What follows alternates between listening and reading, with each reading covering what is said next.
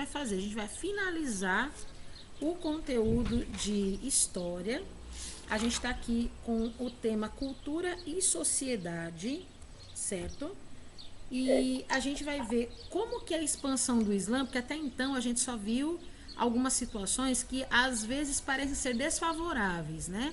Mas agora a gente vai ver algumas situações favoráveis, né, da instauração dessa organização no quesito de cotidiano, né, principalmente aqui do Brasil.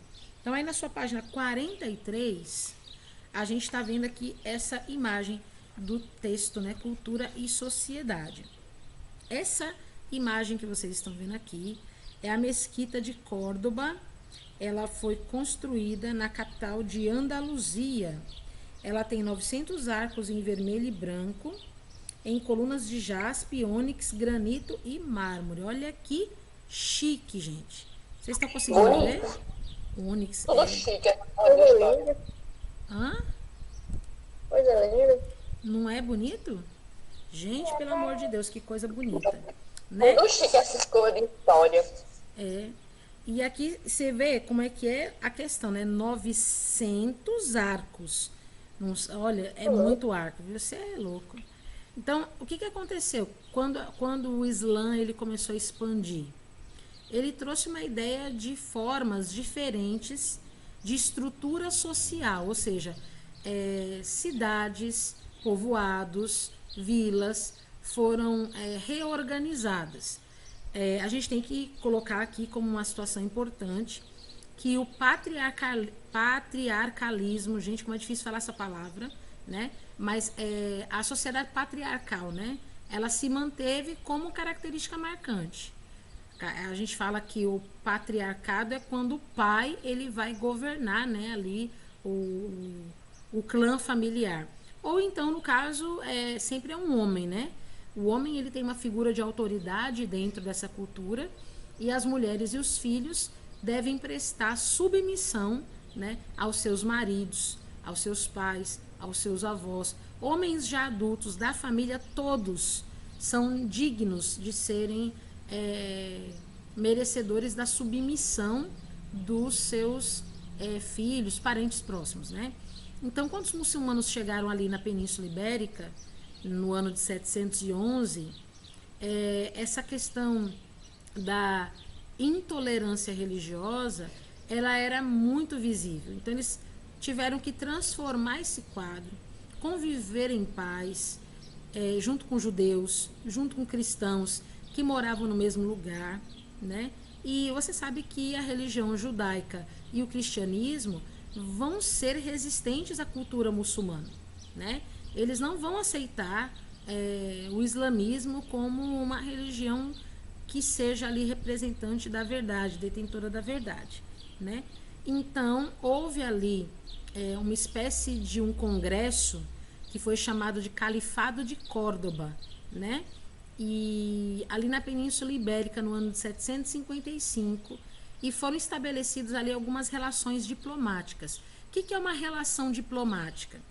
É quando representantes políticos vão se reunir para conversar, ter ideias, explorar assuntos onde eles vão tentar viabilizar a vida, o cotidiano das pessoas em diversas localidades. Aqui no caso em relação à religião islâmica, né? Então eles fizeram aí esse tipo desse congresso, né? E aí eles começaram a decidir algumas diretrizes, algumas bases para que os muçulmanos não mais entrassem em conflitos por conta de assuntos religiosos, né? E não somente isso também, né? Eles decidiram várias outras coisas. Mas aqui na Península Ibérica a gente percebe que eles começaram a utilizar o quê? O processo de irrigação, né? Para o desenvolvimento da agricultura, né? Então eles utilizavam o quê? Os rios do Egito, né? Para cultivar cana-de-açúcar, arroz, laranja, tâmaras, né? Tâmara deve ser muito boa, nunca comi, mas é um fruto típico aqui dessa região, né? Aqui eles começaram a fabricar alguns artigos de luxo, como linho, tapetes, né? Armas, cerâmicas, azulejos, enfim.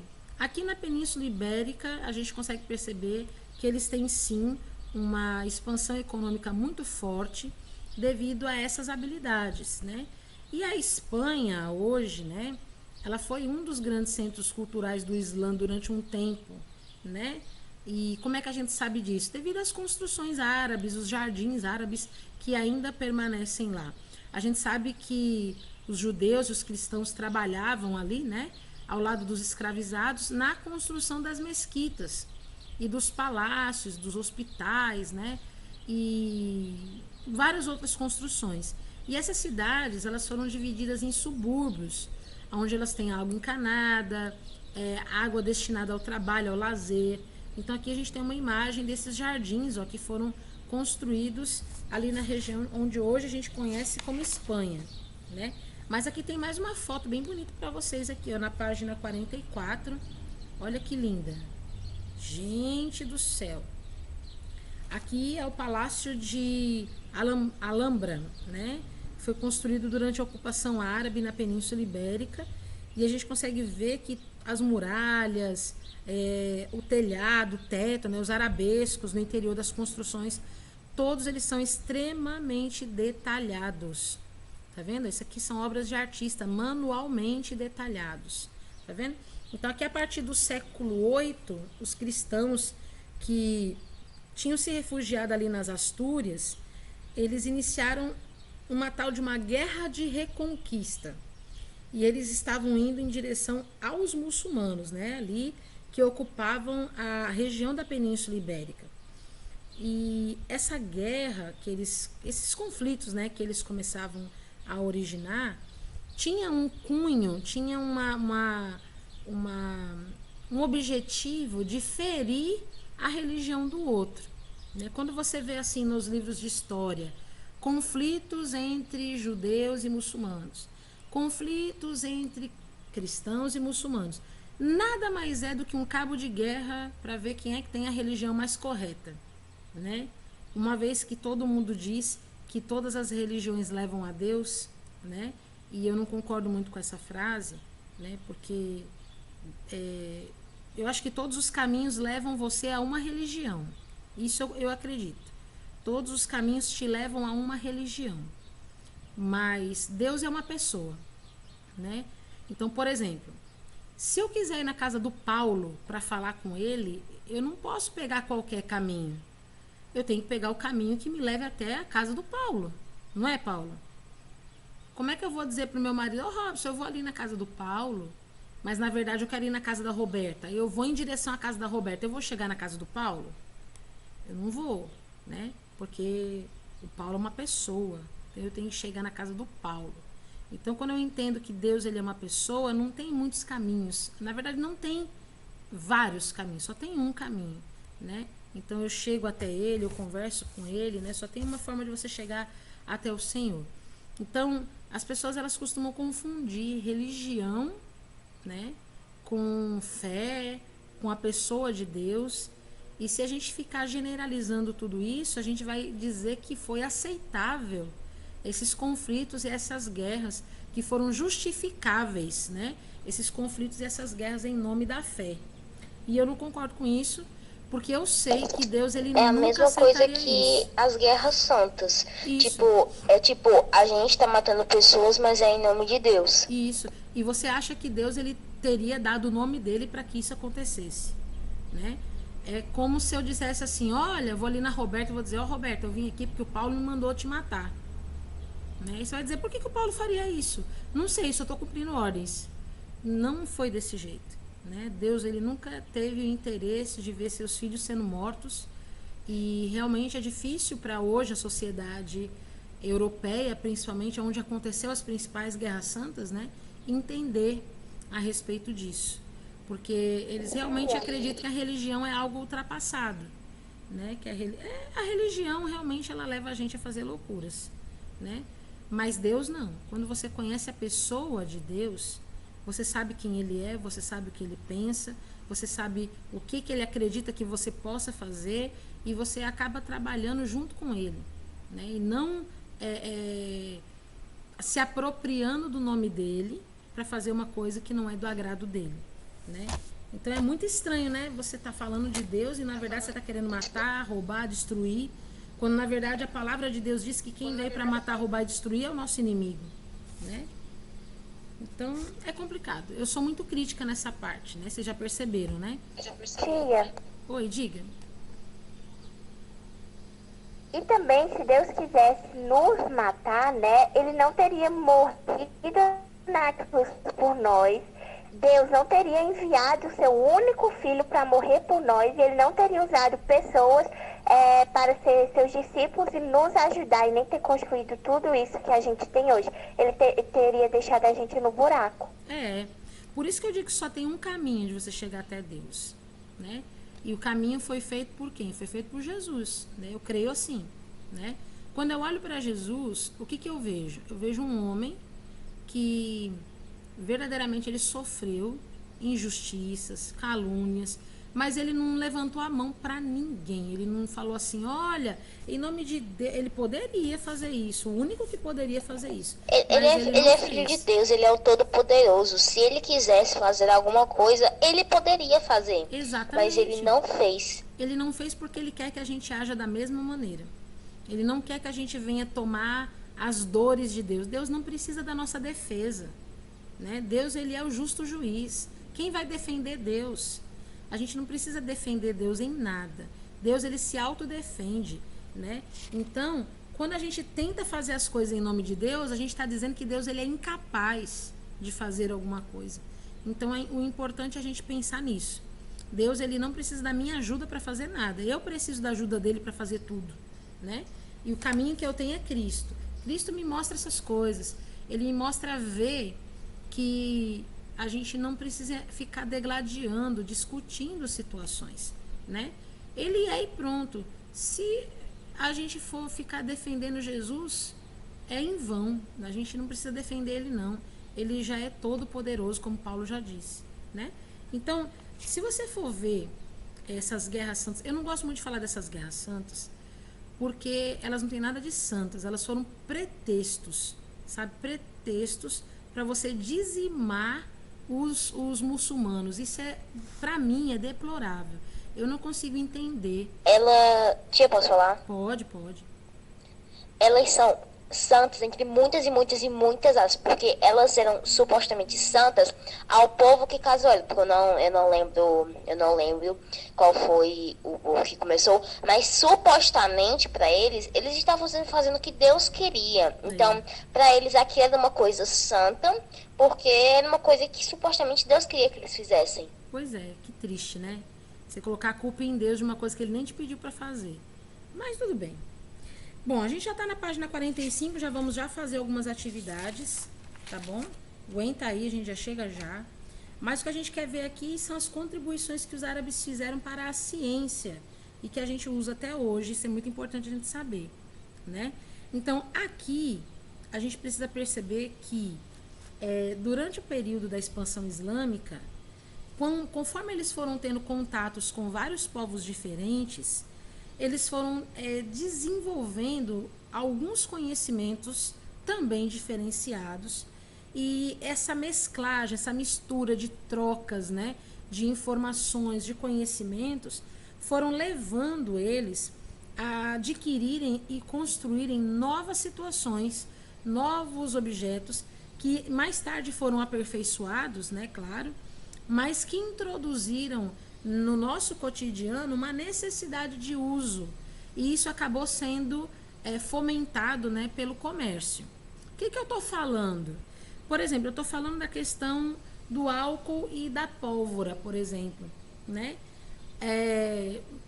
Com vários avanços aí na questão da matemática, da física, da química, da astronomia, da filosofia e várias outras áreas, né, assim, de conhecimento, foi possível se desenvolver, por exemplo, o álcool e a pólvora. E o álcool e a pólvora, quem inventou, quem compôs esses elementos foram os árabes, e a gente usa isso constantemente hoje, né?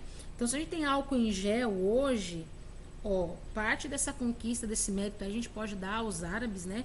Por terem desenvolvido aí esse elemento, né? Que a gente utiliza hoje, tá certo em forma gel, mas a gente está utilizando, né? Oi? se, assim, se eles já ajudam nós agora, depois de muitos e muitos anos, imagina na época que eles fizeram isso. Quantas É, pessoas ajudaram? com certeza. Você imagina só a pólvora. A pólvora para você Era tipo a dominar, né? revolução. É, para você dominar a pólvora, você precisa ter bastante destreza. A pólvora ela é utilizada com muito mais propriedade hoje na questão da confecção dos fogos de artifício, né? Os fogos de artifício hoje eles têm uma grande quantidade de pólvora, por isso faz eles explodirem, né, em cores coloridas ali, né, no céu e tal. Eles também estudaram ali, desenvolveram vários outros campos de conhecimento. Tia, eu tenho uma dúvida. Diga. É tipo assim, tem vários, tipo, relatos, tipo, do século XV, por aí, 1400 que tal, que, tipo assim, se, por exemplo, uma pessoa, ela inventasse alguma coisa muito revolucionária pra época, ela era taxada como, tipo, bruxo, bruxaria, né? Tem uma a época da Idade Média, sim. Então, tipo assim, isso acontecia, tipo, com os árabes, tipo, se alguém inventasse uma coisa muito nova, é taxado como coisa do mal e tal. Talvez a igreja cristã, né, a igreja cristã católica da época pensasse isso, né? Porque ela encontrava diversas formas para inibir ou impedir o avanço muçulmano. Então, qualquer coisa que eles utilizassem para falar nesse sentido seria utilizado para denegrir a imagem deles e até para gerar uma certa perseguição, né? Então, aqui vocês podem ver agora nesse momento, ó, os árabes desenvolveram, por exemplo, o sistema decimal, algarismos arábicos, né? E o número zero que a gente utiliza hoje na contagem dos números comuns, né? A matemática, a álgebra, a trigonometria, a geometria poderia ser confundida sim com alguma situação maligna, talvez ali, né, para que eles pudessem ser perseguidos. Mas hoje a gente tem visto que todos esses conhecimentos trazem para a gente um crescimento, né? Então, vocês podem também aí agradecer aos muçulmanos, né? Para que a gente tivesse hoje acesso à matemática também, né? E que a gente conhecesse novas fontes de conhecimento, né?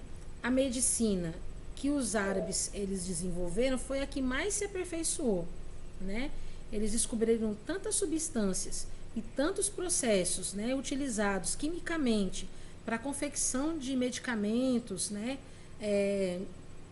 para poder solucionar vários problemas de saúde, que assim são incontáveis as descobertas, né? Eles eram muito preocupados com a saúde pública, com as questões das doenças, né, que eram assim abundantemente proliferadas, né? Então eles começaram a promover a limpeza das cidades, né? E aí na medicina a limpeza ela calha muito bem com a prática da medicina, principalmente na questão da oftalmologia. Oftalmologia é a parte da medicina que vai se dedicar aos estudos dos olhos, né? Então eles tiveram grande experiência nessas áreas, porque era muito comum as doenças nos olhos na época aqui do Oriente, porque as pessoas estão em constante movimento nos desertos, então a areia do deserto costuma entrar muito no olho, machucar o olho, né? E fora também o sol. O sol é muito forte, é muito abundante na região do Oriente, né? Então o sol ele também poderia prejudicar demais a visão das pessoas. Então era o ramo da medicina que mais se desenvolvia porque era o que tinha maior demanda. Tinha muitas pessoas com dores nos olhos, com problemas nos olhos, né? E geralmente eles faziam o quê? Eles faziam uma operação chamada catarata. Hoje existe, né, a operação de catarata. Mas eles faziam com agulhas. Pensa na loucura que não devia ser, né? E por último, que a gente vê aqui na página 45, a bússola, né, gente? A bússola, ela também é um sistema, né, de localização geográfico, né? Um aparelho que tem esse sistema, né, de localização geográfica, que ele é movimentado através do magnetismo, né, desse aparelho, né? E esse aparelho ele nos ajuda a nos encontrar, né, geograficamente. Ele aponta sempre para o campo magnético, né, da Terra. Ele aponta sempre para a direção norte, nos dando a diretriz aí de onde a gente precisa ir. e o astrolábio também. Astrolábio é um outro equipamento, né, de navegação, de localização geográfica. Tia, Oi, diga. Liana queria perguntar. Liana quer perguntar? Diga. Não ia perguntar, era só eu falar, tipo, e eles inventaram os produtos de limpeza, né, que eu vi, alguns produtos de limpeza para cuidar da limpeza da população. Isso deve ter ajudado muito eles a medicina também, né, porque tirando o sujo, as coisas todas, param de aparecer pragas. É sim. Tia, Sim. Oi. curiosidade aleatória. Você sabia que o shampoo foi inventado na Índia no século V e no idioma local shampoo significa massagear? Olha, que chique. E também, por exemplo, hoje surgiu do nada o coronavírus, né? Tipo assim, do nada, coronavírus. Aí agora os médicos estão tendo que estudar a cura. E os árabes, eles faziam desse jeito. Apareciam as doenças no povo e eles tinham que estudar aquela doença para achar a cura, porque né, Isso. ninguém podia morrer. É sim. E você indo mais além ainda, se você ver aqui para a página 46, você vê que além da medicina, eles avançaram para outros lados também, ó, no campo das artes, né? Eles valorizavam demais a música, né? E a dança e o canto. Então, eles tinham um forte apelo musical também ali com os instrumentos, né? As flautas, os tambores, né? Então, eles tinham essa prática e passavam de geração a geração, né? E se falando também da filosofia, por exemplo, né? Eles traduziram várias obras de Aristóteles, né? Que era um filósofo grego muito conhecido. Então, para favorecer o exercício dessas reflexões, dessas análises filosóficas que Aristóteles tinha, né?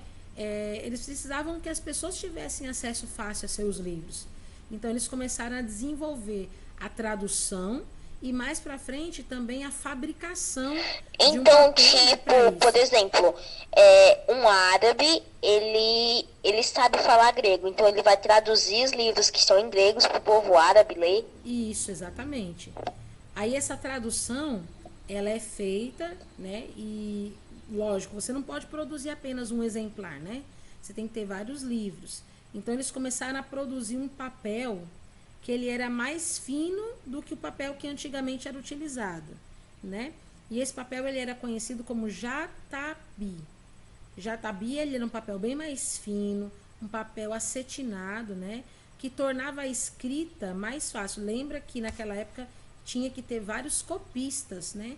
Copista é a pessoa que se senta e copia, né? Ela transcreve os documentos, né? Ela vai lendo, vai transcrevendo. Então, imagina quanto tempo demorava para uma obra como essa ser produzida, né? Porque página por página era escrita pelo copista.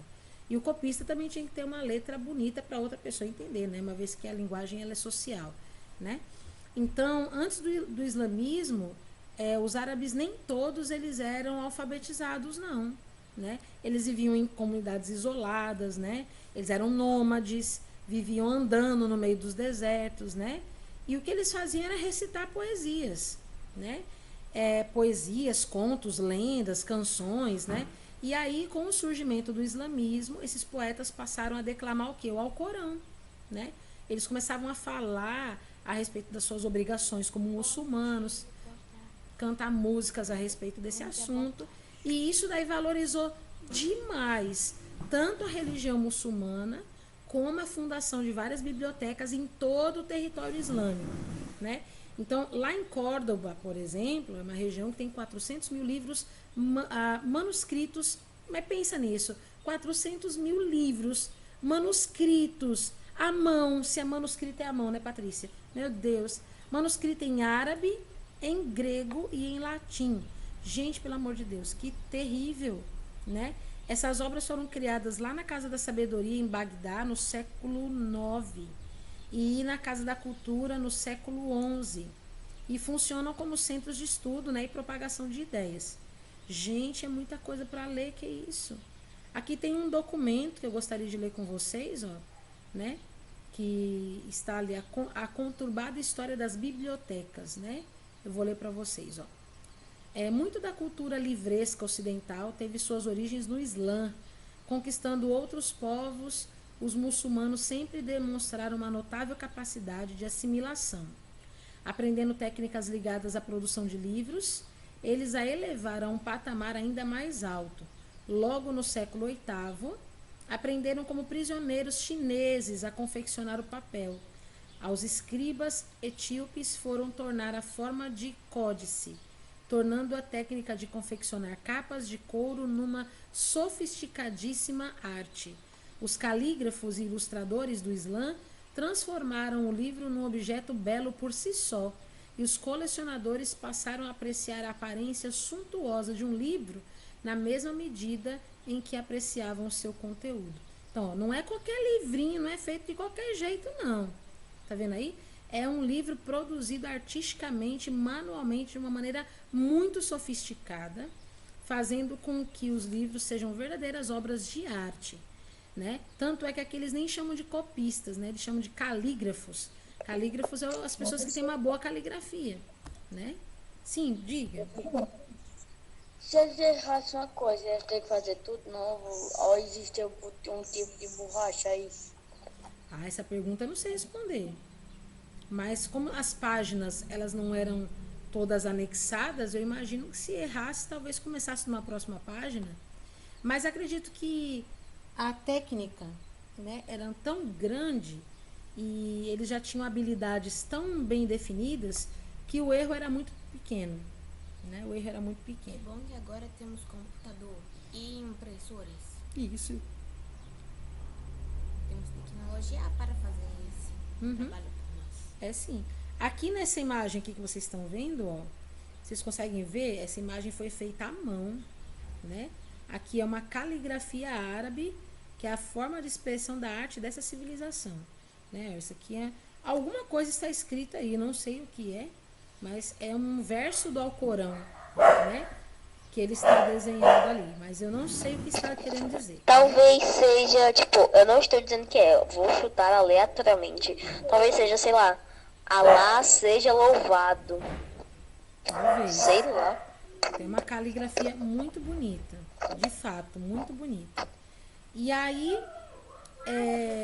esse tipo de biblioteca, geralmente ela ficava situada sempre próximo das mesquitas, com salas já estruturadas, próprias para leitura, ou jogos de xadrez, né? Até mesmo debates, né? Então, os tradutores, os copistas, os calígrafos, inclusive mulheres, né, trabalhavam nesses lugares. E o objetivo deles era justamente difundir esse conhecimento adquirido com vários outros povos. Se você prestar atenção aqui nesse texto que a gente acabou de ler, aqui está dizendo que eles adquiriram a habilidade de fazer um papel que fosse mais simples, né, mais fino, mais fácil para a produção dessas cópias, com os chineses que eram o quê? Prisioneiros, né? Então haviam chineses prisioneiros no território e eles aprenderam, né, com esses chineses. Enquanto os caras estavam lá presos, eles ainda aproveitaram para compreender parte da tecnologia, né, da China. Então a influência árabe, ela estava presente no nosso que a China cotidiano tem mais tecnologia do que a tantas gente. coisas, né? Na forma de contar, na matemática, no papel que a gente está pegando hoje no nosso livro, ó, essa tecnologia a ter chegado até aqui diz respeito aí à cultura árabe, né? A tradução de textos, né, para outras línguas e tantas outras coisas, né? A gente tem ali a pólvora, temos ali a bússola, tudo isso chega hoje para nós, né? Então é uma expansão que chegou até a nossa vida cotidiana, tá? Agora, por último, a gente vai falar sobre a educação das crianças. Como é que as crianças, elas eram educadas? A gente sabe que as crianças, elas tinham que manter respeito com as figuras masculinas da casa, né? Mas, geralmente, as crianças recebiam cuidados das suas mães, das suas avós, né? Que lhes ensinavam o quê? Boas maneiras, respeitar os homens da casa, recitar as orações do Alcorão e até mesmo decorar o Alcorão. As crianças até 8 anos de idade, elas já tinham ali o início do Alcorão já decorado na cabeça, viu? Isso era uma coisa assim, uma loucura mesmo. Então, Tia, oi. mas isso delas decorarem o Alcorão, era tipo assim, uma regra, toda criança tinha que saber. Sim, era uma tradição. Porque quando ele começava a recitar o Alcorão e ele decorava o Alcorão, eles eram permitidos de frequentar a escola, né? Então eles podiam entrar na escola a partir do momento que Então, eles tinham o tipo, Alcorão tia, se a decorado. pessoa, vamos, por exemplo hipotético. Vamos dizer que Roberta é uma criança árabe. Se ela não decorar o Alcorão, ela é que nem aqueles outros casos, ela é tipo expulsa de casa, tipo quando a pessoa não aceita ser islâmico. Não, acho que não. Porque para você rejeitar o islamismo, né, você tem que fazer uma confissão pública. E aí o pai se encarrega de tirar você da família. O próprio pai expulsa o filho de casa, né? Então, sim, Tipo assim, eu sei que é obrigatório a criança aprender lá o negócio do Alcorão. Mas se não aprender, ela não pode ir pra escola, é proibido ela ir pra escola. não é que é proibido, mas a criança que já sabia recitar o Alcorão, ela já estava liberada para ir para a escola, né? Aqueles que demorassem mais, por exemplo, demorariam mais para entrar à escola. Não é que eram proibidos, né? Mas eles têm aqui uma situação um Então, pouco mais firme. se a pessoa só decorasse o Alcorão com 15 anos, ela só ia pra escola com 15 anos, Não necessariamente com 15 anos, você poderia ir mais cedo, né? Porque não tem condição de você não decorar pelo menos alguma parte do Alcorão. Mas vamos dizer assim, as crianças que tinham essa habilidade de decorar o Alcorão, né, com tão pouca idade, elas eram melhores vistas, né, na sociedade, né? Eram crianças que eram de fato mais bem colocadas dentro da sociedade. O Alcorão é tipo a Bíblia do muçulmano. Só que lá tá falando de Maomé, entendeu? Tia, Oi. quer dizer, tia, Oi. posso fazer uma pergunta? Sim. Os judeus, as crianças que eram judeu, também era obrigada a fazer isso ou não? Não, porque o judeu, ele não utiliza o Alcorão. O judeu, ele utiliza a Torá, né? Mas para você ver que interessante, o mesmo costume que tem com as crianças muçulmanas também tinha com a Torá, né? No judaísmo. No judaísmo, uma criança de 5 anos, ela conhecia os 5 primeiros livros da Bíblia de cabo a rabo, sabe? Gênesis, Êxodo, Levítico, Números e Deuteronômio. Com 5 anos, uma criança judia sabia esses 5 livros de cor e salteado. eu só sei o primeiro e o segundo decorado. Também. Tia, não tem aquela novela Carrossel? Daí tinha aquele menino que ele era judeu. E toda hora ele tava lendo como se fosse a Bíblia dele. Ele Isso. tinha. Não, gente, eu tenho que decorar o meu negócio. Aquele ali é a Torá. Aquele livro ali que o judeu lê é a Torá. Ele tem os 5 primeiros livros da Bíblia, o Pentateuco, né? Gênesis, Êxodo, Levítico, Números e Deuteronômio. Ali, esses 5 livros... Eu só sei os 2 primeiros. Esses livros, eles vão contar... Gênesis conta a criação do mundo. Êxodo vai falar a respeito da libertação do povo da escravidão de quase 400 anos do Egito. Números vai falar a respeito da população, né, do povo judeu. Levíticos vai falar a respeito do serviço sacerdotal, de adoração a Deus, pelo período que eles ficaram morando no deserto, né? E Deuteronômio é a repetição da lei, né? A lei que foi dada para todos os judeus vai ser repetida em Deuteronômio. Então, cada livro trata um assunto diferente e as crianças, elas aprendem muito cedo. Muito cedo. Tia, Oi. mas as crianças de decorar os capítulos ou 5 livros inteiros? Inteiros. Todinho. Inteiros. Igual no muçulmano. Tipo, né? inteiro, história por história, versículo por versículo, capítulo por capítulo. Tecnicamente sim. Mas isso era igual, muito tipo, simples. Branca de Neve. Mas isso era simples para eles. Por quê? Porque imagina uma criança nascendo. A criança nasce dentro de uma família onde todo mundo já tem o costume de fazer isso. Então imagina, o primeiro ano de vida de uma criança, ela viveu 365 dias.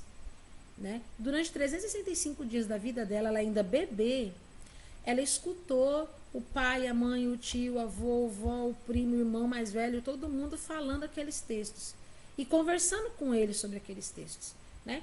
Com mais um ano de vida, no segundo aninho de vida, ela já viveu ali mais de 700 dias. Pense que isso é todo dia, de manhã, de tarde, de noite. De manhã, de tarde, de noite. Se você ler Deuteronômio 6, em Deuteronômio 6 fala disso. Fala para os pais não se cansarem de repetir as palavras daqueles livros para os seus filhos. Quando eles se levantam, quando eles se deitam, ao se sentar para comer, ao caminhar pelo caminho. E eles têm um equipamento, eu vou dizer equipamento, né? Mas é um material chamado mezuzá. A mezuzá é uma espécie de um cilindro que ficava pendurado nas portas. E dentro desse cilindro tinha todo o Pentateuco escrito e enrolado em forma de um pergaminho lá dentro, né? Então, quando as pessoas entravam dentro da casa de um judeu, eles entravam e faziam uma reverência, né, para aquela mezuzá, porque eles sabiam que a lei estava ali dentro, a lei de Deus estava ali dentro. A minha mãe trabalhou assim uns 10 anos, acho, na casa de um judeu, quando ela era solteira, e ela me conta isso, que essa mezuzá fica pendurada na porta de entrada da casa, e quando eles entram, eles vão lá e dão um beijo, né, na mezuzá, em forma de honra a Deus, né? Mas eles conhecem tudo que está ali. Então, uma criança com 5 anos de idade, ela já vai ter vivido quase, assim, pelo menos mais de 1.500 dias, né, na vida dela. Com 5 anos de idade, você já viu o Pentateuco pelo menos umas 5 vezes, né? Então, não é difícil para a criança decorar. De fato, não é difícil, né? É igualzinho a mim, só que escutando música. Pega música muito rápido. Exatamente. Só que com eles é com a Bíblia. Porque a estratégia que a Nana falou aqui, né, da música também era muito usada, né? As músicas eram compostas baseado naquilo que estava escrito, tanto no Alcorão para os muçulmanos, quanto para a Torá para os judeus. Então era muito fácil você decorar, né, os termos que estavam ali nos livros da lei, né, por conta das músicas, né? Então a gente percebe que a regra das escolas, né, dos muçulmanos era muito parecida com a dos judeus. Mas aqui falando do texto da escola dos muçulmanos, por exemplo, eles estudavam o quê? Além de gramática, como nós, além de aritmética e caligrafia, que era uma coisa muito importante, né? A letra tinha que ser bem bonita, né? A caligrafia tinha que ser bem vistosa. Eles também tinham aula de poesia. E essas aulas de poesia migravam para uma literatura. E é muito mais fácil você acumular informação e você aprender sobre um tema quando você trabalha ele com música ou quando você trabalha ele com histórias. A gente sabe disso, né? Quando você pega um livro, ainda que ele não tenha gravuras, você consegue viajar na imaginação e ver bem direitinho o que está acontecendo ali. Essa imagem que vocês estão vendo aqui é uma reprodução, né, de uma tela, né, de Sofia Anderson, né? Ela é chamada Sherazade. Quem foi Sherazade? Sherazade, ela, vamos dizer assim, ela foi uma contadora de histórias, certo? Dizia-se que Sherazade, ela tinha sido escolhida por um sheik, né? E esse sheik, ele tinha passado por um problema sentimental muito sério, né? Esse sheik, ele tinha se casado com uma mulher e essa mulher tinha traído ele, certo? Então, com raiva dessa mulher que tinha traído ele começou a se casar com uma mulher diferente a cada dia.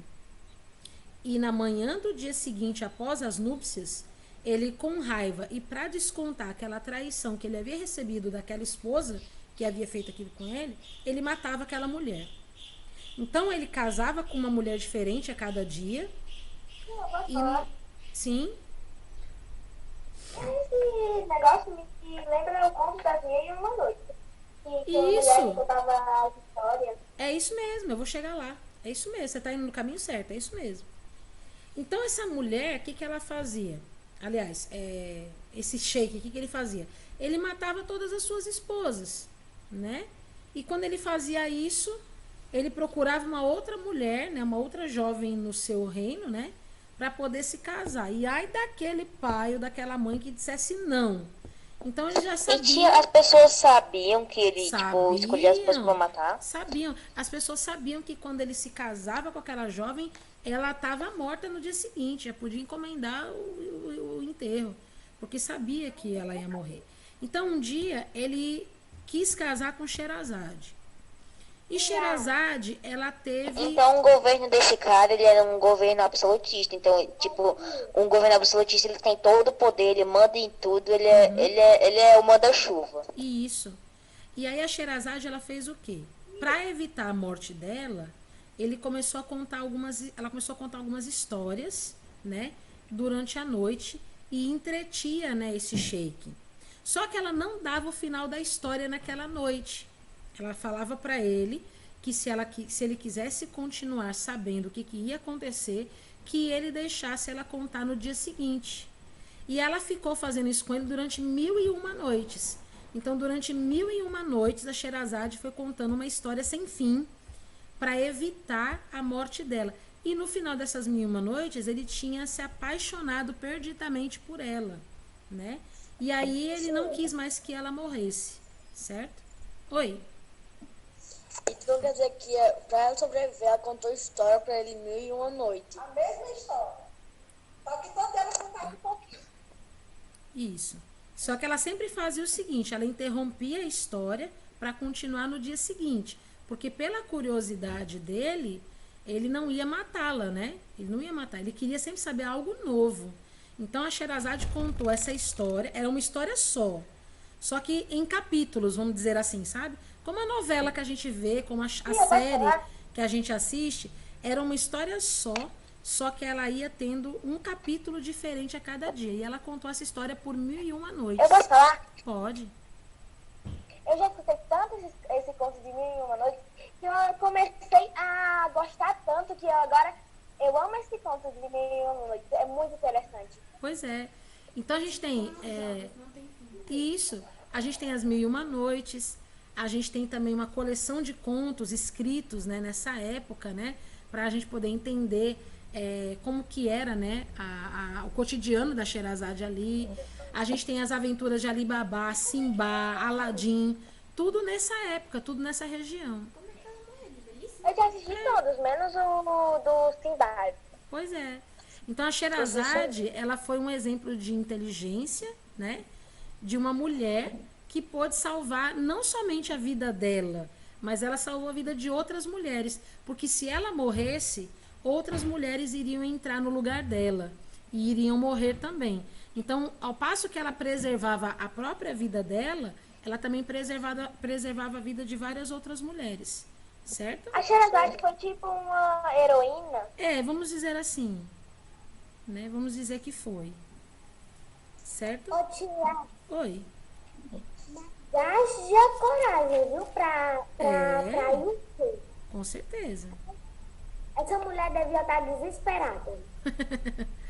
E usou a cabeça, né? Inteligência. Vamos Eu fazer não estaria então... desesperado? Sim, com certeza. Porque, tipo assim, na situação dela, eu teria explodido a minha cabeça na primeira noite. Pois é. Seria era fugir. É uma história. Porque, sob pressão, eu não penso, eu só faço.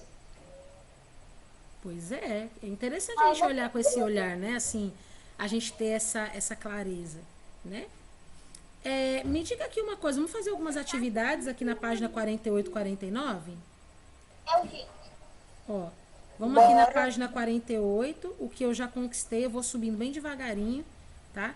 Eu quero que vocês leiam as afirmativas A, B, C, D e E, e vocês vão me dizer se elas são verdadeiras ou falsas, tá bom? Oi? Pode ler. Um dos 5 pilares da religião islâmica é a caridade, ou seja, fazer doações aos mais necessitados e as causas da religião islâmica. Eu acho que é verdadeiro essa. Também acho. True news. Tem certeza? Eu tenho. Também. Também acho que é verdadeiro. A tia Patrícia confundindo vocês aqui de novo. Dá por ser verdadeiro. Pronto, então aqui, ó, na página 47, a gente vai responder verdadeiro ou falso, e sim, a letra A é verdadeira, né? Um dos 5 pilares da religião islâmica é a caridade, né? Fazer Posso ler a doações outra, aos mais tia? necessitados. Pode ler a outra. A unificação dos povos árabes só foi possível graças à forma militar usada por Muhammad para submeter todos os tribos ao seu controle. Fake news! I am fake.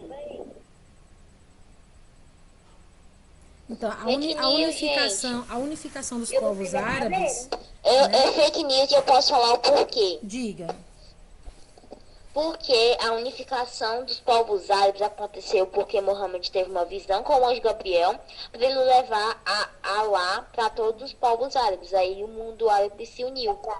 isso. Não houve força militar, fake. né? Então é falso. Certo? Aqui, ó. A letra C. Ok. A letra C, quem vai ler a letra C? Eu te Isabelle. Pode ler, Isabelle. A principal atividade econômica na Península Arábica era Era a agricultura? Eu acho que não, tia, porque a agricultura também era importante, só que ela não era a principal. Eu acho que a principal, eu não lembro qual é. Era o quê? É porque eu acho que a agricultura, ela era importante, mas ela não era a principal. Acho que é. E qual seria a principal? Eu não lembro, tia. Não, gente, era a principal. Lembrei. Era tipo o comércio e a criação de dromedários e camelos. Pois é, mas para ter comércio, precisa da agricultura. tem que ter agricultura. Entendeu? Então a agricultura ela é a primeira, ela é a Tia, principal. posso ler a D? Pode. Então é verdade. A poligamia é permitida na cultura muçulmana, tanto para homens quanto para mulheres. Fake news. Tinha, falso. Para Eu posso provar por mulheres, quê? para mulheres, Fácil. É falso, eu posso provar o porquê. diga. Porque significa poli é 4 ou mais. E, tipo, os homens realmente podiam ter 4 esposas. Em alguns casos até mais. Mas as mulheres era só um marido e pronto. É sim. E quem vai ler a quinta afirmativa? Posso ler? Tia, deixa eu ler. Pode ler, quem vai ler? Eu posso ler? Pode ler. No primeiro século da expansão, os árabes dominaram todo o Oriente Médio, a região da antiga Pérsia, a norte da África e a Península Ibérica. Verdadeiro. É verdadeiro. Com certeza é verdadeiro, né? Você sabe me dizer quem eram os califas? São sucessores de Mohammed. Alguém concorda, alguém discorda? Eu concordo. Eu concordo. Certo, é isso mesmo. Porque, tia, não dá pra ser líderes tribais porque os árabes eram nômades, então eles nunca paravam pra fazer uma tribo fixa. Não dá pra ser soldados árabes porque não é. Não dá pra ser grandes comerciantes porque não é tipo uma grande cidade pra ter um grande comércio. E também não dá pra ser deuses tribais porque na cultura muçulmana só tinha um deus que era Alá. Isso, muito bem. Aqui na número 3, a gente vai precisar completar as frases com algumas informações corretas, tá? Alguém sabe me dizer o que foi a hégira? Eu acho que eu sei. Hã? O que Eu foi acho a que hégira? sei. Diga o que foi a hégira. Uma pedra que caiu do céu. Não. Mais alguém tem outra informação que é a hégira? do calendário islâmico. Como que é? É o começo do calendário islâmico. A fuga de Maomé. tia. Sim, a Hégira foi a fuga de Maomé de Meca para Medina, Acertei. tá? Pensava que era A Hégira foi a fuga de Maomé de Meca para Medina. A partir dessa Hégira, o calendário muçulmano foi formado, né? E a pedra que caiu do céu, que é aquela pedra preta lá, né? Ela está lá na Caaba, né? Ela não é a Hégira. A Hégira é a fuga, né? De A Maomé. fuga de Maomé de o quê? De Meca para Medina. Oi, tia, só coube a fuga de Maomé. De Meca para Medina, não cabe mais não? Também não cabe aqui, não. Escreve embaixo do que você escreveu. Você só não pode esquecer que ele saiu de Meca e foi para É só Medina. escrever pequenininho, gente. Quem cabe. E na cidade de onde é que fica a onde? Agora tem que saber o que, que ele quer dizer aqui, né? Vamos dizer aqui que na cidade de Meca fica a Caaba, onde está a pedra preta, que é a pedra que o Paulo estava falando agora há pouco, né? E de acordo com a crença dos árabes, foi enviado do céu muito branca, né? Mas de tanto absorver os pecados da humanidade, ela se tornou negra. Será que Eu vou absorver mais. É. Agora a letra C dá para você se basear melhor na resposta, né? Qual é as escrituras que os muçulmanos se baseiam para terem sua fé em Alá? Alcorão E qual é o nome da outra? é a xiita. Não. Suna. Isso. O Alcorão e a Suna. O Alcorão e a Suna ficam com os sunitas. E os xiitas ficam só com o Alcorão. Eles creem somente no Alcorão. Nós já vimos na aula passada a respeito disso. Qualquer coisa, você corre aqui no canal, vai lá na playlist do sexto ano que tá lá. Tá bom? Tinha muito youtuber, né? Eu? Não. Ali pra mim é só uma organização, né? Eu tô organizando em pastas para ficar mais fácil para vocês aí o controle, né, de acesso. a gente tem uma playlist? Eu montei em playlists porque são muitas turmas, né? Só eu que fico indo na aula da Grécia Antiga porque eu gosto muito desse tema. E só eu que fico indo na outra aula da Grécia Antiga só pra ver a tia lendo as nossas frases quando a gente ainda usava live.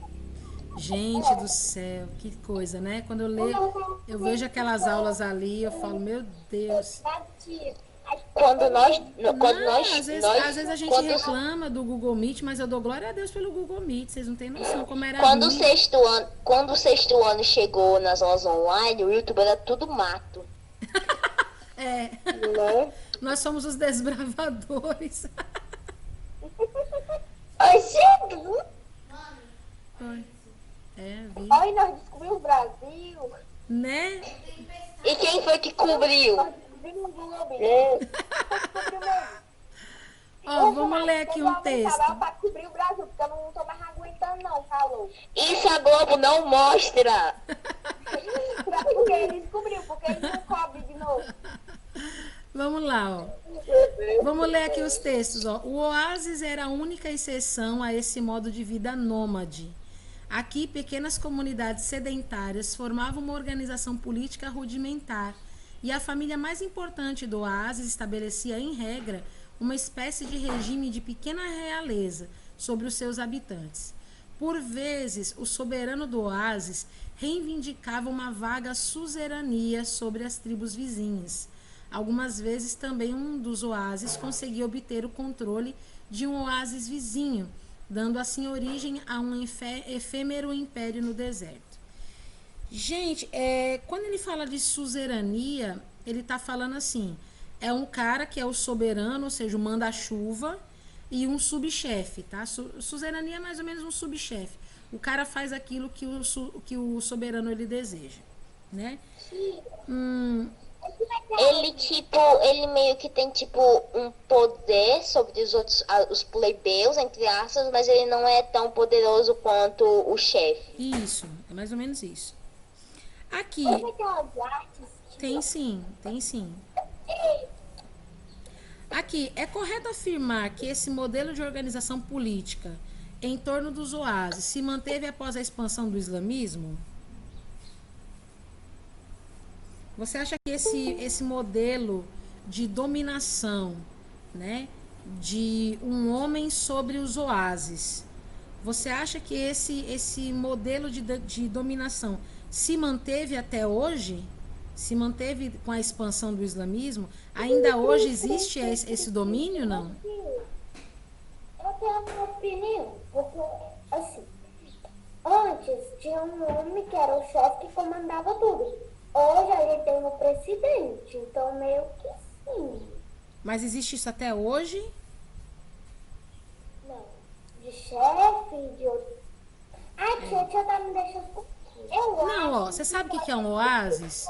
O oásis no deserto é aquele laguinho pequenininho, né? Que ele nasce a partir do quê? A partir das chuvas que acontecem nas montanhas. O deserto e o oásis são tipo a minha vida. Um monte de desgraças sucedidas e um pinguinho de esperança. É mais ou menos isso. Imagina que as chuvas, elas ocorrem no alto das montanhas, elas são absorvidas pelo solo. E quando elas são absorvidas pelo solo, elas vão acabar empoçando nas regiões mais baixas, né? O relevo ele vai diminuir na altitude e aí ele vai acabar empoçando ali numa região. Como o solo ele é arenoso, a areia tende a ter ali uma permeabilidade mais com a água. Então a água começa a permeabilizar ali pelos grânulos de areia e formam os oásis. Então, ao redor do oásis tem uma vegetação característica, né, por conta da água, lógico, né, e por conta do calor. Geralmente, quando esse oásis ele é descoberto, o grupo nômade vinha e dominava aquela região através da figura do líder.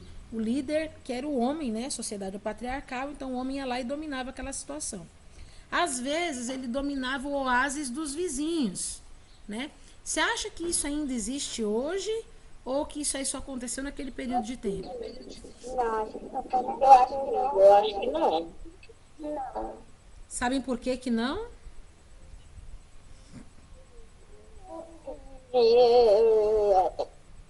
Então, porque aconteceu isso aqui, ó.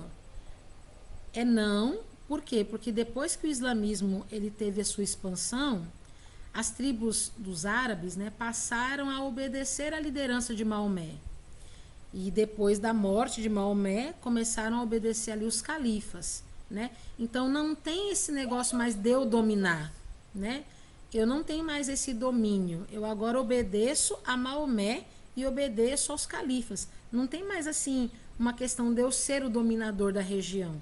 Eu agora obedeço a uma lei, né? Então, como eu tenho algo maior, eu vou obedecer aquilo que é algo maior. E nesse sentido, a lei era considerada algo maior. Certo? Tia, please respect. Você pode repetir? Não, tá no slide. Eu vou ver aqui. Tá aqui. Tá aqui no slide. E aqui a letra B tá assim. Por que o segundo texto, os oásis eram uma alternativa ao modo de vida nômade dos árabes?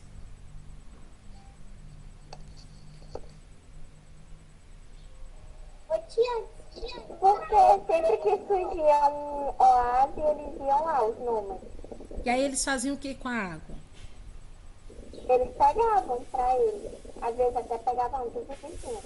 E não faziam mais nada com a água?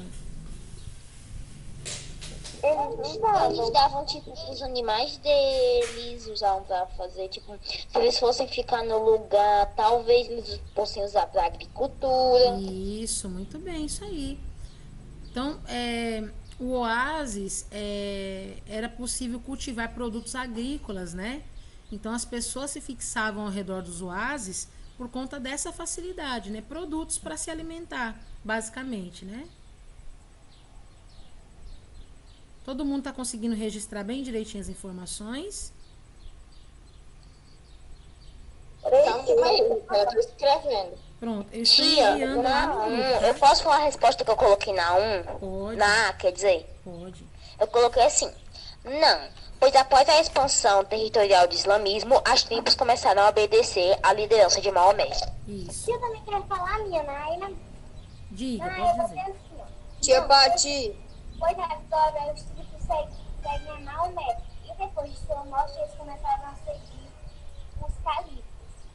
E na deles eu vou ter assim, eles pegavam as águas e eles usavam os califas de beber os animais e alguns eles usavam para a agricultura. Muito bem. Dudu quer falar, Dudu? Ele saiu, tia, apareceu, o Dudu saiu. Ah, tá. Ô, Talvez tia, ele tava falando porque o celular dele ia descarregar, alguma coisa assim. tia, posso falar uma coisa interessante? Sim. Eu, né, gosto de coisas das antigas. Aí um dia eu tava assistindo TV e eu vi um homem que ele é explorador, né? Aí ele foi deixado sozinho. Bear Grylls. Ele foi deixado sozinho no deserto. Aí ele encontrou, tipo, uma pedra, assim, com um buraco dentro. E ele falou que as pessoas de antes, né, que moravam lá no deserto, elas pegavam, eles faziam um buraco meio que na pedra e ficavam batendo pra virar pó e farinha. Pra, tipo, virar farinha pra eles construírem. Que coisa. Entende tudo. Então, hoje a gente vai fazer o seguinte, ó, a gente vai fazer só até a questão de número 7 e a gente vai fazer o exercício 8 e 9 na semana que vem. Por quê? Porque na semana que vem a gente vai ter júri histórico, tá bom, gente? A gente vai fazer o seguinte, eu vou dividir a turma em duas equipes, né? Uma equipe vai defender o islamismo e a outra equipe vai condenar o islamismo. Tá certo? Tá com o pau doido. Eu quero condenar o islamismo, tia. Por favor, tia. Gente, por que você quer condenar o islamismo, Roberta? Todos os meus argumentos na minha cabeça, tia. Todos os argumentos estão aqui armazenados. Então, só que eu não vou dizer para vocês quem serão os integrantes de cada equipe. Porque vocês Tia, precisam vai. estudar. Please, por favor. Não, Olha, estudem. tu para de gritar na merda do microfone. Vocês Mas a vão gente vai fazer isso agora ou a gente vai fazer isso na próxima aula? na próxima aula. Vocês vão estudar o conteúdo, tá bom? Vocês têm que Alguém saber. inventa uma máquina do tempo para eu poder pular para a próxima aula? Vocês vão ter que fazer o seguinte, ó. Vocês vão ter que estudar o conteúdo, agora, tá bom? dizendo isso. Estudar o Eu tô conteúdo com pena de que nossa, forma? gastou meia Para hora gritando aí, defender. achando que eu Ó, preste atenção nas regras, tá? Vocês vão defender ou acusar. Então, vocês têm que defender ou acusar estudando o conteúdo. Se você fosse defender, o que você falaria? Se você fosse acusar, o que você falaria? E esses estudos, na semana que vem é que eu vou sortear os times e a gente vai gravar os debates. A primeira fase do debate com discussões verbais e a segunda fase do debate com o seu ponto de vista escrito, tá bom? E a gente vai solucionar as questões 8 e 9, tá bom? Aqui. Certo, gente? Imagina qual dia eu só imagino a treta que está por vir. Vão se preparando, porque né, a treta está por vir. Eu já tenho um argumento para defesa e também um argumento para acusação. Acusação não. Eu vou falar acusação, tia. Eu sei que não é o certo, mas eu vou falar Vamos lá. acusação. Gente, Vamos responder aqui as 5, as 6 e as 7 rapidinho pra gente ir pra aula de artes, tá bom? Um dos expoentes da arte árabe é a literatura. Na cultura árabe, a escrita é sagrada. E então, por essa razão, boa parte da população islâmica é alfabetizada. Qual é uma das maiores obras literárias que a gente acabou de ver aqui na nossa aula de hoje? Tia, posso responder? As 1001 noites. As 1001 noites. Isso, as 1001 noites. As 1001 noites. Isso, coloca o xizinho aí na letra B, as 1001 noites. A pergunta 6. No islamismo, há diferentes vertentes de pensamento. Quais são as duas principais vertentes de pensamento? Como assim, vertente? Pensa no Alcorão, né? Eu tenho o Alcorão e eu tenho a Suna. Esses dois livros, eles vão dividir as opiniões dos muçulmanos. E a gente divide em 2 times. É o time dos... Os xiitas e sunitas. Isso, os xiitas e os sunitas. Os sunitas, eles seguiam a... Os sunitas, eles seguiam a Sunna e o Alcorão, e os xiitas seguiam só o Alcorão. Isso, exatamente. Porque o Alcorão, para eles, é a única inscrição que veio da parte de Maomé. E a Sunna não veio somente da parte de Maomé. Ali dentro tinha inscrições de outros representantes árabes que já foram até lideranças, né, dentro do seu povo, e o povo xiita não aceita esses sheiks, não é nem sheik, como é que chama? Esses califas, né? Eles não qual não era aceitam esses califas. os mais radicais?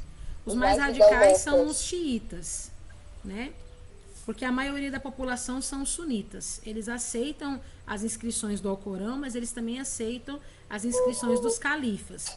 Os xiitas, eles são cerca de 20% mais ou menos da população, e eles são os mais agressivos. Por quê? Porque sim, a religião deles é assim. Oxe, tem que ser agressivo? Tia, Oi? que página você tá que eu não tinha conseguido entrar no Google Meet? Tô na 49. Tá. A pergunta 7 está assim. A respeito do processo de expansão do Islã, leia as afirmativas a seguir. Ocorreu de maneira rápida, gerando a escravização de todos os povos encontrados, independentemente de quais fossem. 2. Os árabes islamizados conseguiram derrotar grandes impérios como o persa, o bizantino, e em parte porque esses já encontravam-se fragilizados. 3. Judeus e cristãos não eram convertidos nem escravizados, pois eram monoteístas como os islâmicos. 4. Como os árabes islâmicos permaneceram por pouco tempo na Península Ibérica, é difícil perceber a influência de sua presença na região. Eu quero que vocês leiam essas frases e me digam qual a alternativa que eu posso assinalar. A letra A, B, C, D ou E? A B. A B. Mas, gente, vocês estão demais, hein? Rapaz, sensacionais. Olha. Olha aí, anotem aí então que é a letra B da pergunta 7. Pessoal maravilhoso, hein? Sensacional. Na próxima aula a gente faz aqui a questão 8 e a questão 9. Não precisa fazer agora. Se você quiser fazer em casa porque é caça-palavras, não tem problema, a gente só corrige na próxima semana, mas já avisando que é a tarefa de sala da próxima aula, tá bom?